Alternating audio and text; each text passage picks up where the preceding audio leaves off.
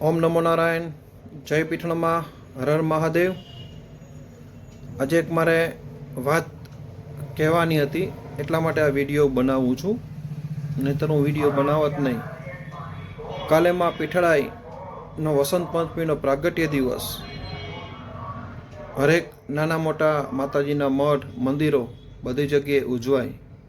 અમારે પીઠળધામ પણ ખૂબ સરસ આયોજન થયેલું.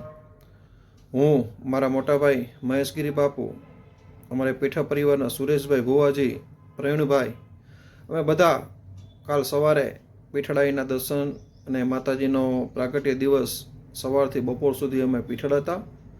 પછી અમારે રામદેવભાઈ મુળિયાસિયા કે જેમને પાટરામાં આયોજન ખૂબ સારું એવું કરેલું અને એમનો આગ્રહ હતો એટલે એના આમંત્રણને માન દઈ અમે પીઠળ પણ ન રોકાણા અને સાંજે 6 વાગે અમે કાલ અહીંથી નીકળ્યા રાજકોટથી ને ત્યાં અમે ગયા.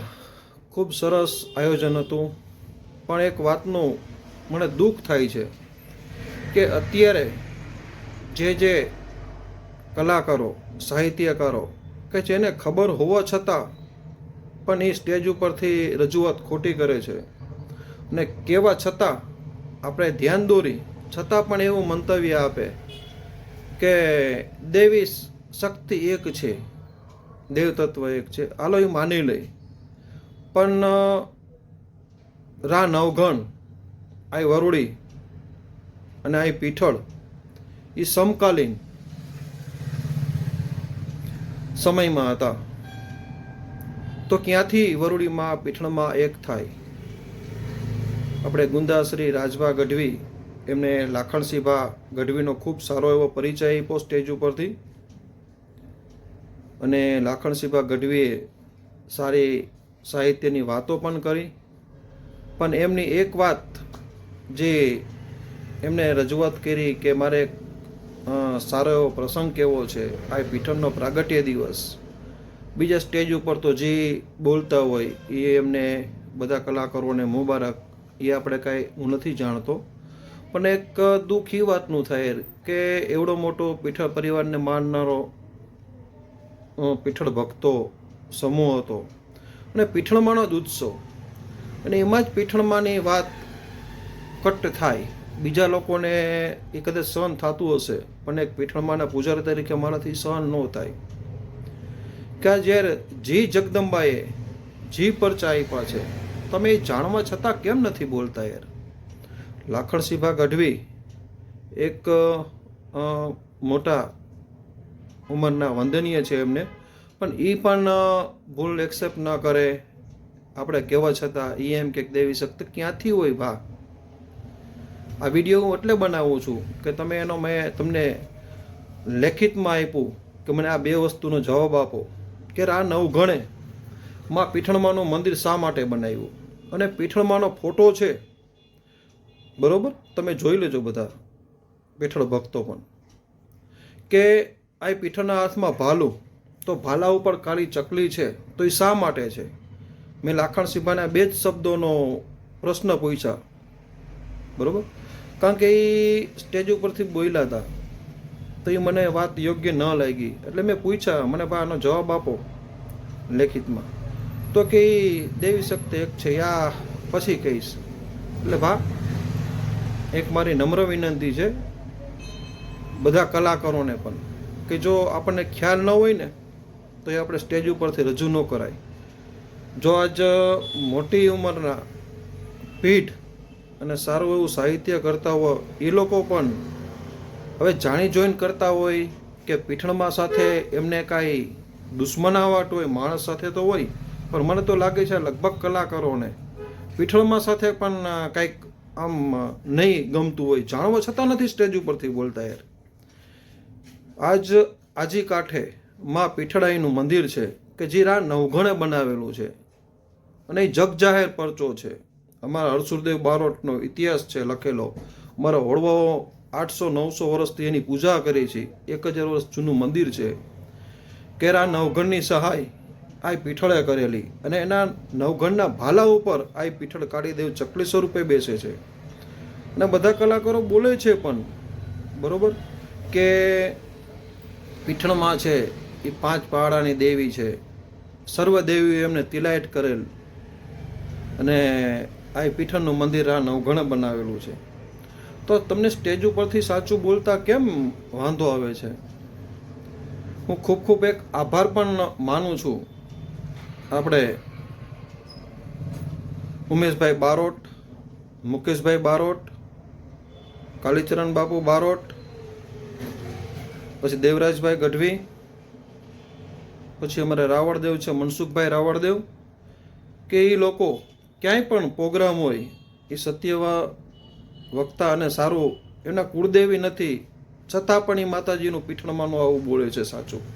અને જે ખબર છે છતાં પણ સ્ટેજ ઉપર આવે એટલે આખો ઇતિહાસ બદલી જાય છે. આવું ન કરો. ન ખબર હોય તો ન બોલાય, પણ જે સત્ય છે એ બોલો યાર.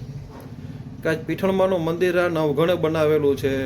આ નવઘણને આ પીઠળે પરચો આપેલો છે.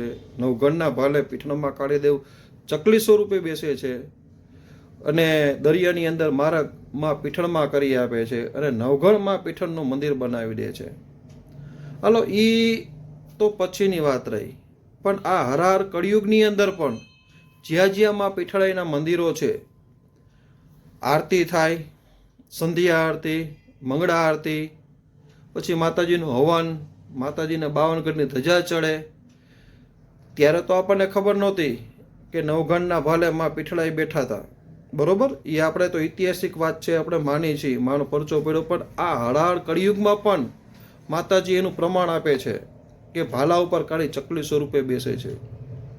અને પીઠળમાં એક જ દેવી છે કે જે ભાલાવાળી માં કહેવાય છે અને નવઘણના ભાલે આ પીઠળ ચકલી સ્વરૂપે બેસે છે.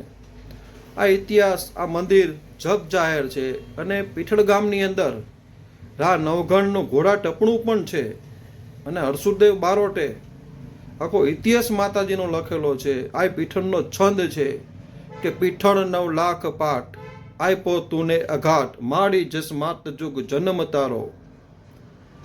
આખો ઇતિહાસ માતાજીના પરચાનો અને જે રા નવઘણને માતાજીએ વચનો આપેલા એની સાક્ષી પૂરે છે. મંદિર હયાત છે. માતાજી હળાળ કળિયુગમાં ભાલે કાળી ચકલી થઈને બેસે છે. તો પણ કલાકારોને બોલતા શું પ્રોબ્લેમ આવે છે મને એ ખબર નથી પડતી યાર. બહુ દુઃખ થાય છે યાર કે મારી માનો ઇતિહાસ આ કલાકારોને ખબર હોવા છતાં પણ નથી બોલતા. જેવો માહોલ, જેવો વર્ગ, એવું અહીંયા માતાજીને, કોઈ પણ માતાજીને ચકલી સ્વરૂપે બેસાડી દે. સત્ય વાત બોલો. કારણ કે અત્યારના યંગ કલાકારોને તો ક્યાં વાત કરવાની થાય જો મોટા પણ આવી ભૂલો કરતા હોય તો.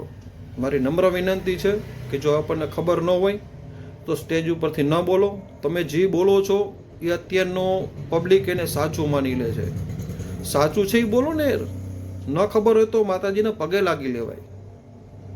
કાલ મને ઘણું દુઃખ થયું પાટરામાં કે અમે પીઠળ મંદિરના પૂજારી અહીંયા બેઠા છે કે જે 900 વર્ષથી આ પીઠળની પૂજા કરી છે.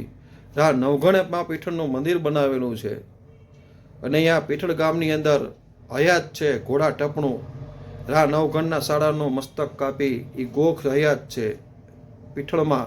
અને હાલની તકમાં અત્યારે પીઠળ ગામથી દરિયો 22 કિલોમીટર દૂર છે.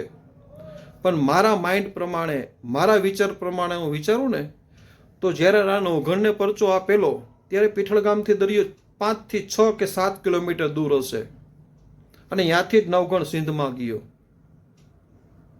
તો યાર સાચું પ્લીઝ, ન ખ્યાલ હોય તો સ્ટેજ ઉપરથી તમે ન બોલો અને સાચું બધા સુધી મોકલો. અને બધા પીઠળ છોરુને મારી એક નમ્ર વિનંતી છે કે હું તો બને ત્યાં સુધી કોઈ અજાણ્યા પ્રોગ્રામમાં જાતો જ નથી, કારણ કે મારાથી આ સહન નથી થતું.